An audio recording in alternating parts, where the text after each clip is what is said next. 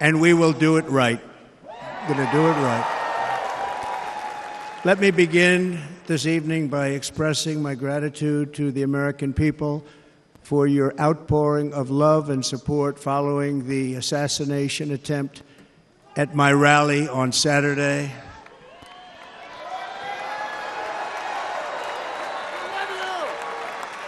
As you already know, the assassin's bullet came within a quarter of an inch of taking my life. So many people have asked me, what happened? Tell us what happened, please. And therefore, I will tell you exactly what happened, and you'll never hear it from me a second time because it's actually too painful to tell. In order to see the chart, I started to, like this, turn to my right and was ready to begin a little bit further turn, which I'm very lucky I didn't do, when I heard a loud whizzing sound and felt something hit me really, really hard on my right ear. I said to myself, wow, what was that? It can only be a bullet. And moved my right hand to my ear, brought it down. My hand was covered with blood, just absolutely blood all over the place. I immediately knew it was very serious, that we were under attack, and in one movement proceeded to drop to the ground. Bullets were continuing to fly as very brave Secret Service agents rushed to the stage, and they really did. They rushed to the stage.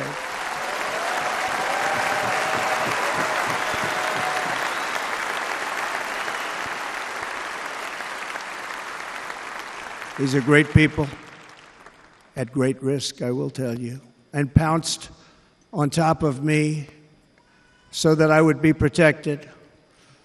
There was blood pouring everywhere, and yet, in a certain way, I felt very safe because I had God on my side. I felt that.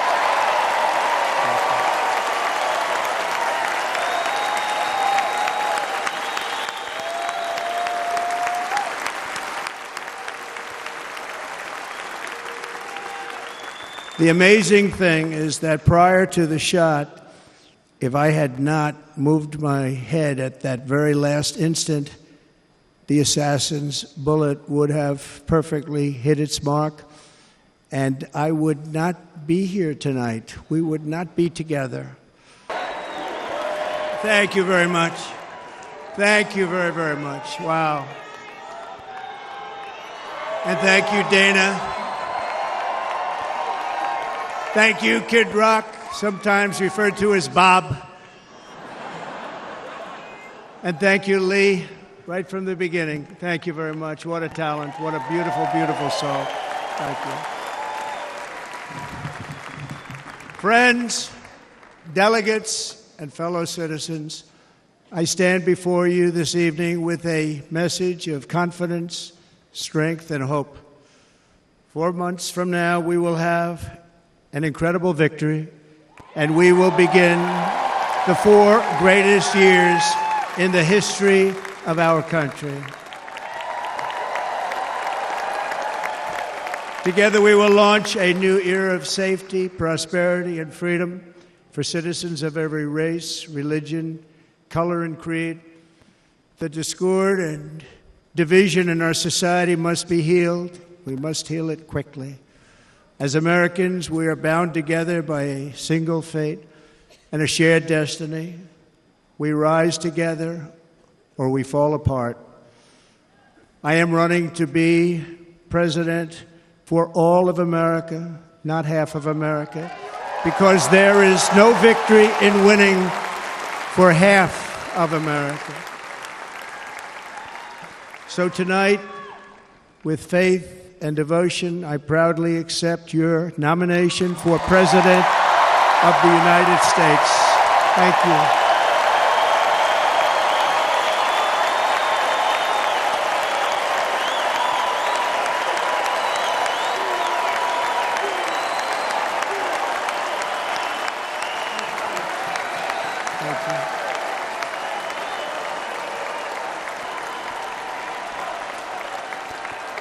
Thank you very much.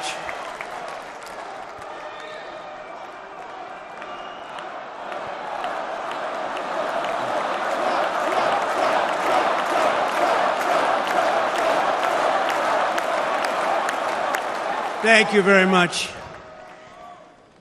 And we will do it right. Going to do it right. Let me begin this evening by expressing my gratitude to the American people for your outpouring of love and support following the assassination attempt at my rally on Saturday.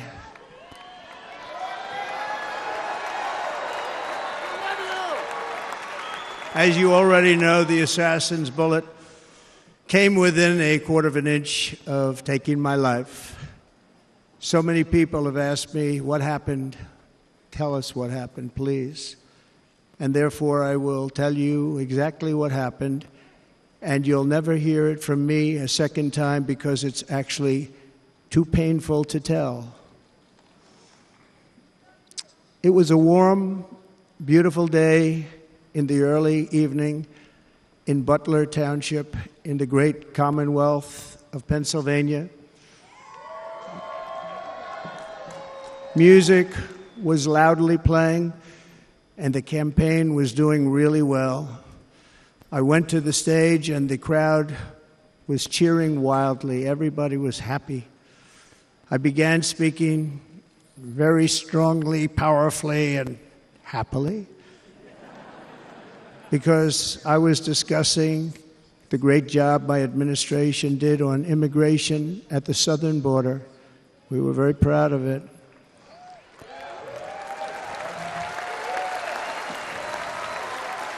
Behind me and to the right was a large screen that was displaying a chart of border crossings under my leadership.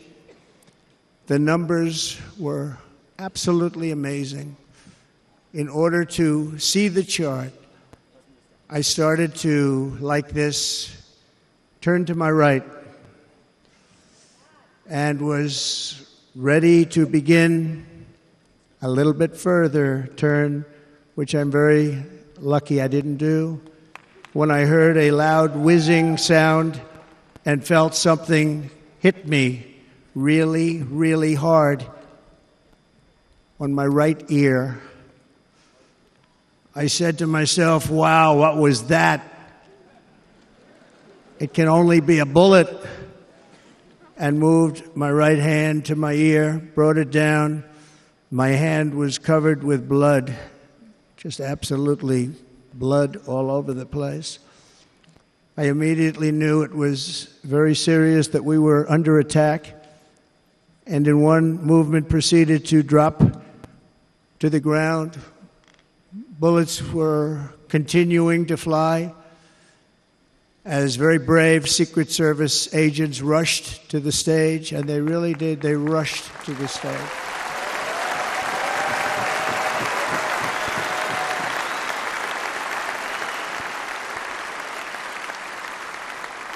These are great people at great risk, I will tell you, and pounced on top of me so that I would be protected. There was blood pouring everywhere, and yet, in a certain way, I felt very safe because I had God on my side. I felt that.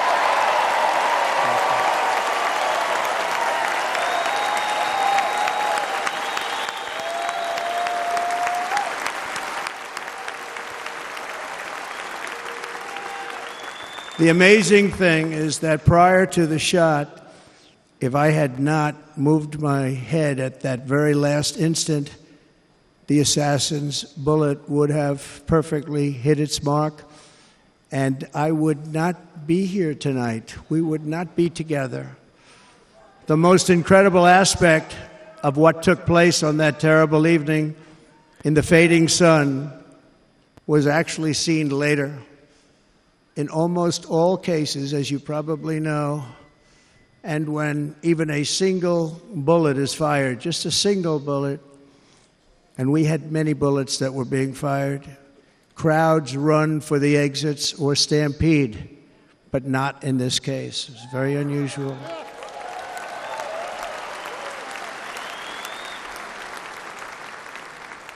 This massive crowd of tens of thousands of people stood by and didn't move an inch.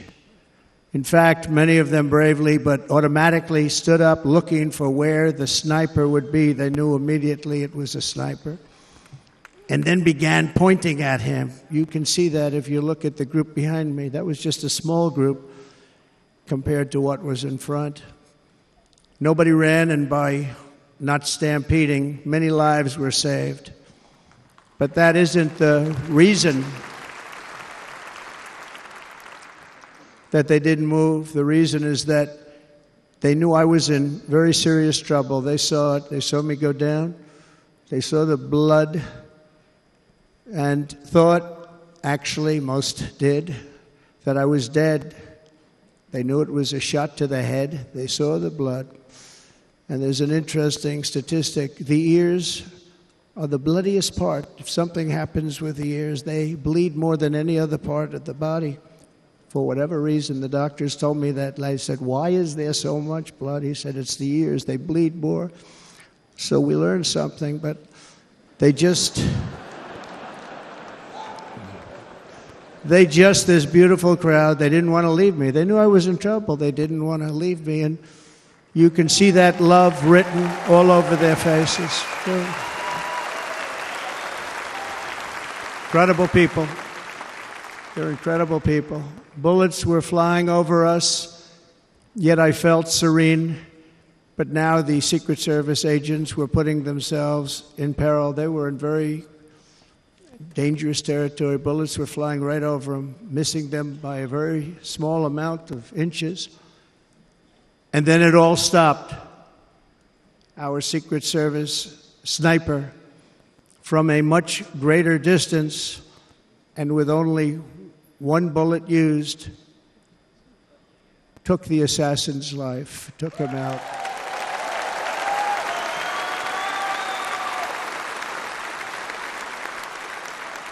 I'm not supposed to be here tonight.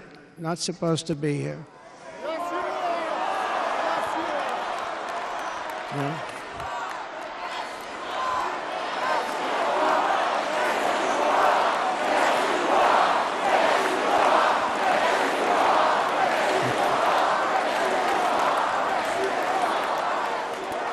Thank you.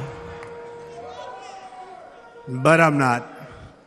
And I'll tell you, I stand before you in this arena only by the grace of Almighty God.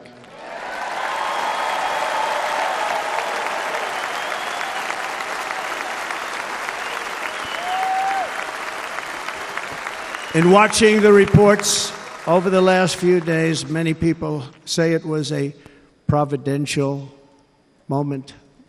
Probably was. When I rose, surrounded by Secret Service, the crowd was confused because they thought I was dead, and there was great, great sorrow. I could see that on their faces as I looked out.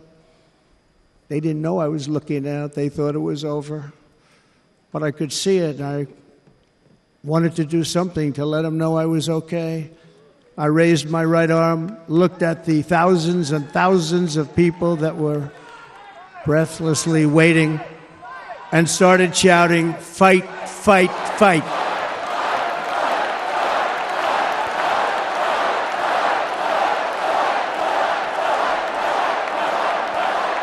Thank you. Once my clenched fist went up, and it was high into the air. You've all seen that. The crowd realized I was okay and roared with pride for our country like no crowd I have ever heard before. Never heard anything like it. For the rest of my life, I will be grateful for the love shown by that giant audience of patriots that stood bravely on that fateful evening in Pennsylvania. Tragically, the shooter claimed the life of one of our fellow Americans, Corey Comperatore. Unbelievable person, everybody tells me. Unbelievable. And seriously wounded Two other great warriors, spoke to them today, David Dutch and James Copenhaver. Two great people. I also spoke to all three families of these tremendous people. Our love and prayers are with them and always will be. We're never going to forget them. They came for a great rally. They were serious Trumpsters, I want to tell you. They were serious Trumpsters and still are. But Corey, unfortunately, we have to use the past tense. He was incredible. He was a highly respected former fire chief, respected by everybody. Was accompanied by his wife, Helen, incredible woman. I spoke to her today, devastated, and two precious daughters. He lost his life selflessly acting as a human shield to protect them from flying bullets. He went right over the top of them and was hit. What a fine man he was.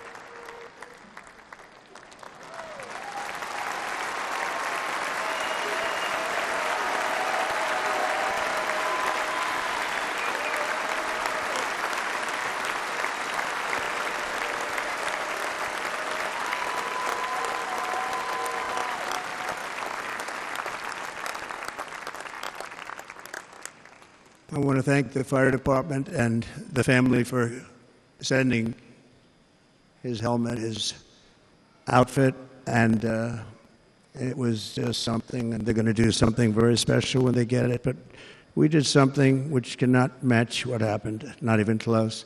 But I am very proud to say that over the past few days, we've raised $6.3 million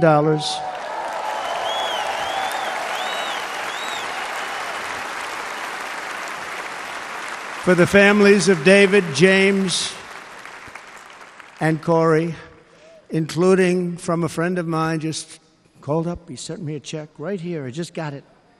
$1 million from Dan Newland. Thank you, Dan.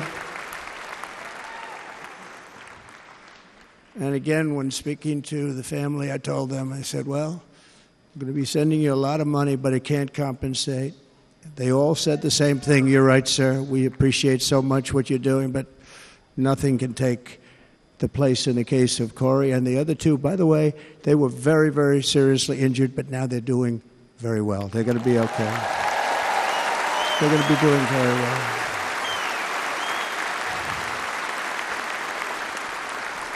They're warriors. So now I ask that we observe a moment of silence in honor of our friend Corey.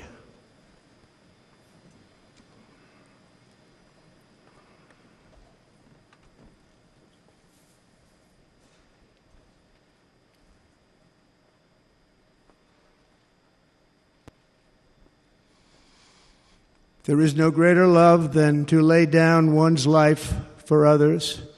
This is the spirit that forged America in her darkest hours, and this is the love that will lead America back to the summit of human achievement and greatness. This is what we need. Despite such a heinous attack, we unite this evening more determined than ever. I am more determined than ever, and so are you. So is everybody in this room.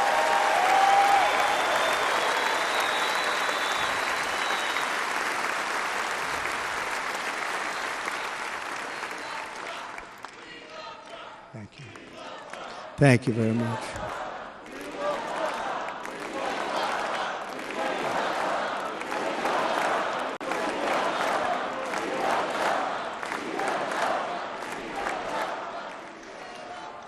Our resolve is unbroken and our purpose is unchanged to deliver a government that serves the American people better than ever before.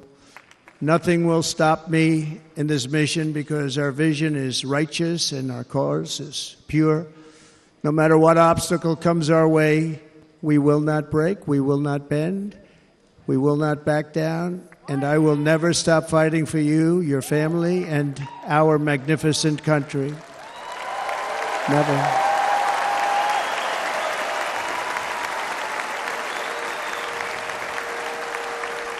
And everything I have to give with all of the energy and fight in my heart and soul, I pledge to our nation tonight. Thank you very much. I pledge that to our nation. We're going to turn our nation around, and we're going to do it very quickly. Thank you.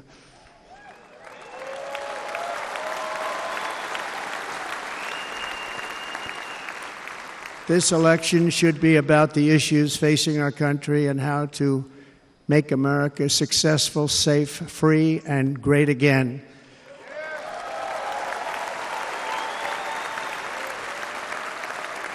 In an age when our politics too often divide us, now is the time to remember that we are all fellow citizens. We are one nation under God, indivisible, with liberty and justice for all.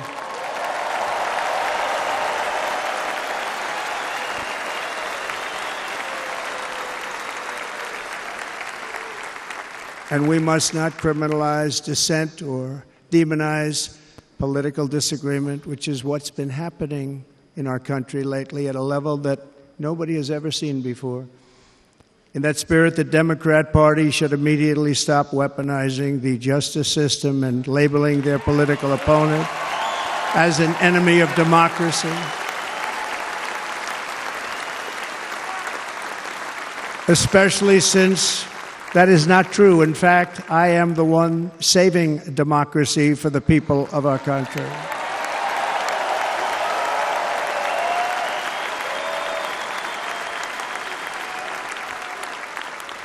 And very big news, as you probably just read, on Monday a major ruling was handed down from a highly respected federal judge in Florida, Eileen Cannon, finding that the prosecutor and the fake documents case against me were totally unconstitutional, and the entire case was thrown out of court.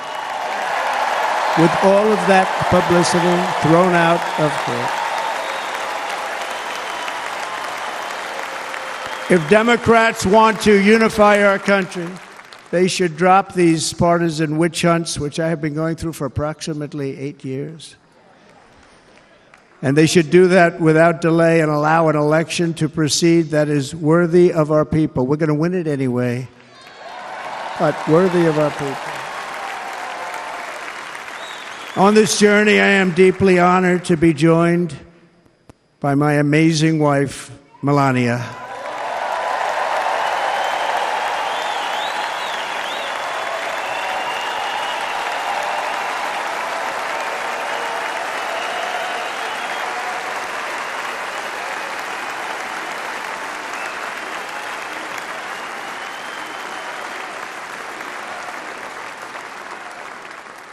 And Melania, thank you very much. You also did something really beautiful, a letter to America calling for national unity, and it really took the Republican Party by surprise. I will tell you, it was beautiful. In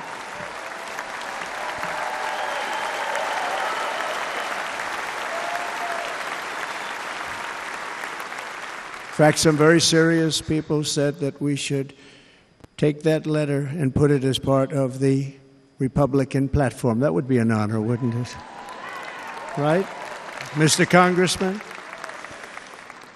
But it captivated so many, so I also want to thank my entire family for being here. Don, Kimberly, Ivanka and Jared, Eric and Lara,